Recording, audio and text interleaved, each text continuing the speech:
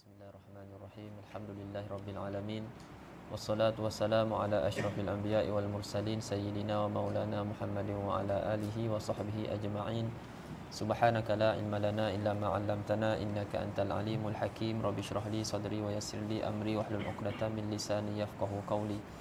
Allahumma inni a'udzubika an adilla aw udal aw azilla aw uzal aw azlima aw uzlam aw ajhala yujhala alai wa la haula wa la quwwata illa billahil aliyyil azim. ولا حول ولا قوة إلا بالله العلي العظيم ولا حول ولا قوة إلا بالله العلي العظيم أما بعد. قال المصنف رحمه الله تعالى ونفعنا به وبعلومه في الدارين آمين. كتاب الصيام. عن أبي هريرة رضي الله تعالى عنه قال قال رسول الله صلى الله عليه وسلم لا تقدموا رمضان بصوم يوم ولا يومين إلا رجل kana yasumu sauman falyasumhu muttafaqun alaih. Li asyam masdar daripada soma yasumu sauman wa siyaman. Soma yasumu sauman wa siyaman, makna dia pada lughah dengan mana menahan.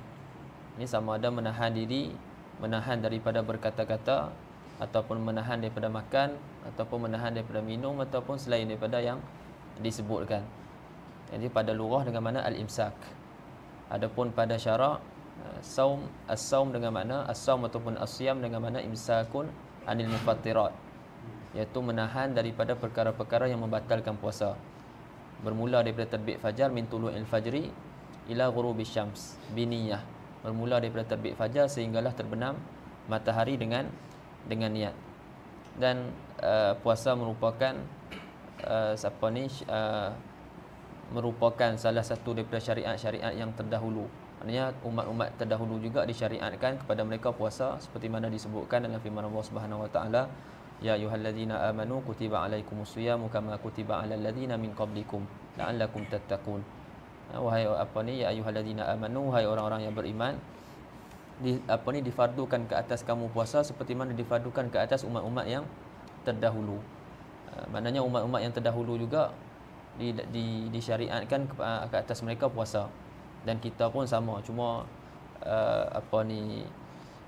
kaifiat dia berbeza, sehingga kan kaifiat di permulaan puasa berbeza. Yang mana sekarang ni kalau kita tengok ada rukhsah, yang mana dulu Rasulullah sallallahu alaihi wasallam bila masuk maghrib mereka boleh berbuka, kemudian bila dah solat isyak ataupun solat isyak, bila dah solat isyak maka tidak boleh lagi untuk dah solat isyak ataupun tidak, maka bila berlaku salah satu daripada dua perkara ni mereka dah tak boleh makan dah, solat isyak ataupun tidak. Bila berlaku salah satu daripada dua perkara maka dah diharamkan untuk makan. Itu pada permulaan syariat puasa. Kemudian dipermudahkan sehinggalah yang berlaku sekarang ni lah. Pada waktu malam ni kita boleh makan sampailah waktu subuh. Kemudian Nabi SAW berpuasa sebanyak 9 kali. Syariat puasa difardukan pada tahun yang kedua hijrah. Jadi pada tahun pertama hijrah belum lagi diwajibkan puasa, tapi diwajibkan pada tahun yang kedua. Dan Nabi SAW wafat pada tahun yang ke-11.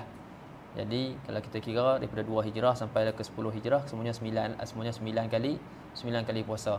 Dan daripada 9 kali puasa tu kata ulama 8 kali puasa Nabi berpuasa sebanyak 29 hari.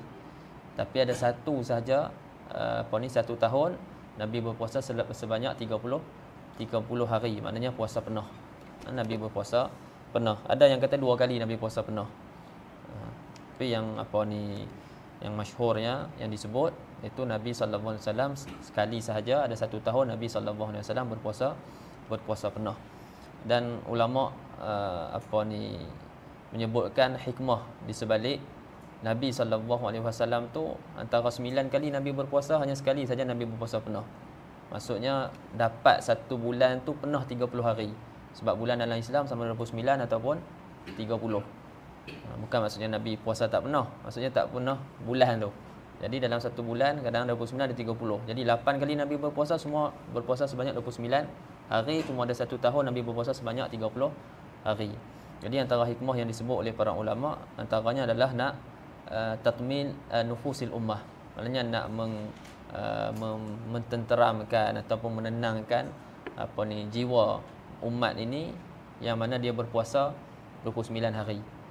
Maknanya jadi kalau adalah berlaku pada kita ni umat Nabi SAW puasa 29 hari, jadi kita pun tak heranlah. Maknanya Nabi SAW pun dulu 9 kali puasa, 8 kali puasa 29 hari, dan 1 kali dalam ada 1 tahun tu Nabi puasa 30 hari.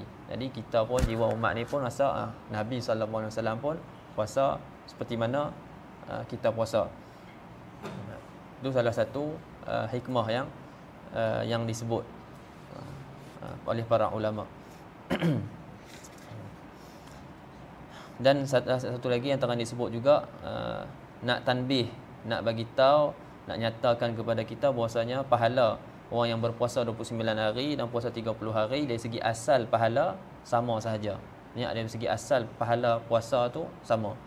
Seperti masuknya orang yang berpuasa ni daripada bab Rayyan. Disebut dalam hadis yang lain. Ada satu bab khusus kepada orang yang berpuasa, nama dia bab Rayyan. Jadi sama ada puasa 29 ataupun puasa 30 sama. Tidak ada beza. Adapun lebih dari segi hari itu, maknanya dia dapat kelebihan dari segi bersahur, kelebihan dari segi berbuka, itu zalika fadlullah yu'tihi man yasha. Itu adalah kelebihan yang Allah Taala berikan kepada orang yang dia kehendaki. Kemudian musannif rahimahullah mulakan dengan hadis Abi Hurairah radhiyallahu taala anhu, iaitu kata Nabi sallallahu alaihi wasallam, la taqaddamu Ramadan bi saumi yaumin wala yaumaini. Iaitu hadis, dalam hadis ni Nabi sallallahu alaihi wasallam bersabda, jangan kamu mendahului puasa Ramadan dengan berpuasa sehari dan juga 2 hari. Jangan kamu mendahului puasa Ramadan dengan berpuasa sehari dan juga 2 hari. Illa rajulun atau illa rajulan. Ada tak nuskah rajulan? Illa rajulun ataupun ada setengah illa rajulan. Dua-dua sahih betul. Illa rajulun jadi badal bagi wawul jamaah tu la taqaddamu. Adapun illa rajulan jadi istisna daripada situ. Illa rajulun kana yasumu sauman falyasumhu, kecuali seorang laki-laki yang memang adat kebiasaannya berpuasa, maka hendaklah dia berpuasa. Yang ini harus bagi dia untuk berpuasa. Jadi pada hadis ni larangan untuk mendahului puasa Ramadan dengan puasa sehari ataupun 2 hari sebelumnya. Ini larangan mendahului puasa Ramadan dengan puasa sehari dan juga 2 hari sebelum Ramadan. Ini mafhum daripada hadis ni, kalau kita puasa 3 hari sebelum Ramadan dibolehkan. Faham? Mafhum daripada hadis ni, sebab Nabi kata la taqaddamu. Yang pertamanya di sini ulama kita sebut tadi, di dalam hadis ni adanya keharaman mendahului puasa Ramadan dengan sehari dan juga 2 hari. Kerana dalam hadis disebut dengan wajah dilalahnya adalah sirah nahi, la taqaddamu. Asalnya la tataqaddamu, tapi dihazahkan salah satu daripada tak dia. Taqaddama ya taqaddamu. Asal dia punya sirah nahinya la tataqaddamu, tapi dihazahkan tak. Macam dalam surah Al-Qadar, inna anzalnahu fi lailatul qadr wa ma adraka ma lailatul qadr. Lailatul qadri khairum min alfi syahr. Tanazzalu. Asalnya tatanazzalu. Jadi tanazzalul malaikah. Asalnya tatanazzalu, tapi dihazahkan satu tak. Sini pun hazah juga satu tak, la taqaddamu, asalnya la tataqaddamu. Jadi wajah dilalahnya daripada sirah nahi dalam hadis ni, yang mana an-nahyu yaqtadi tahrim. Dia bagi faham haram. Jadi dalam hadis ni sebut la taqaddamu Ramadan bi saumi yaumin wala yaumain. Jadi mafhum hadis, boleh kalau kita mendahului puasa Ramadan dengan berpuasa 3 hari sebelum ataupun 4 hari sebelum. Itu mafhum hadis. Faham? Tapi yang sahihnya tidak dibolehkan juga. Disebabkan ada hadis yang lain yang diriwayatkan oleh Abu Daud yang mana Nabi SAW sebut idzan tasafa Sya'ban fala tasumu. Apabila Sya'ban sampai ke pertengahan dia dah masuk pertengahan yang kedua, maka jangan kamu berpuasa. Jadi di situ ada ada larangan.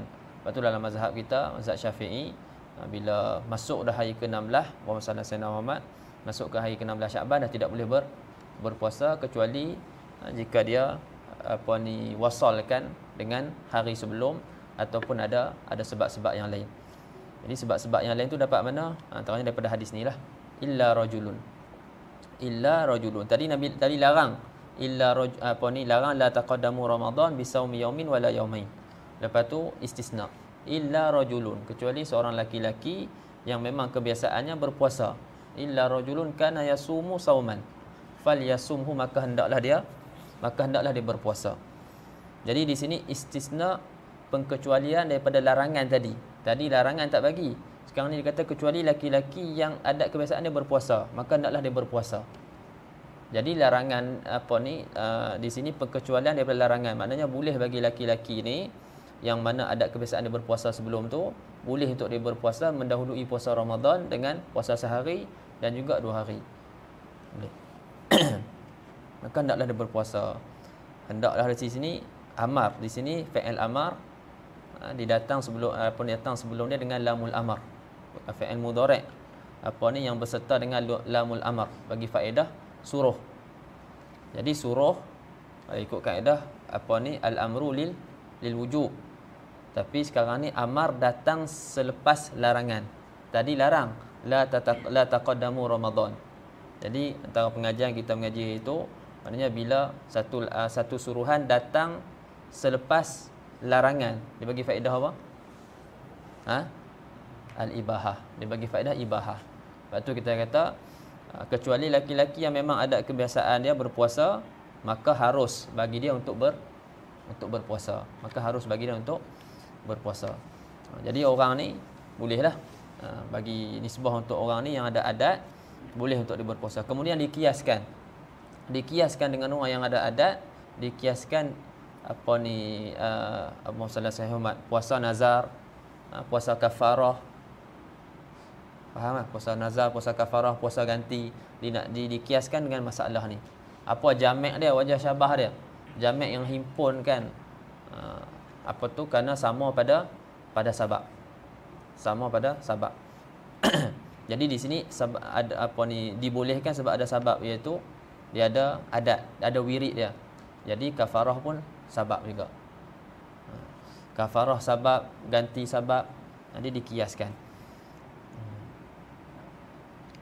Illa rajulun kana yasumu sauman falyasumu. Kemudian lafaz rajulun dalam hadis, kata ulama la mafhumalah. Tidak ada mafhum bagi dia. Sebab kalau ada mafhum, maknanya hukum ni hanya terpakai bagi laki-laki. Sebab bila kita kata illa rajulun, kecuali laki-laki, maknanya kalau perempuan taklah tak termasuk sebab disebut laki-laki. Jadi disebut, kalau tengok dalam kitab disebut la mafhumalah. Maksudnya hukum ni bukan hanya khusus bagi laki-laki, tapi juga bagi perempuan. Dan tidak ada mafhum baginya. Maksudnya perempuan pun sama juga. Perempuan yang ada adat puasa, yang memang dia ada adat kebiasaan dia puasa sebelum ni, maka harus untuk dia berpuasa mendahului puasa Ramadan dengan puasa sehari dan 2 hari. Begitu juga 15 Sya'ban yang kedua.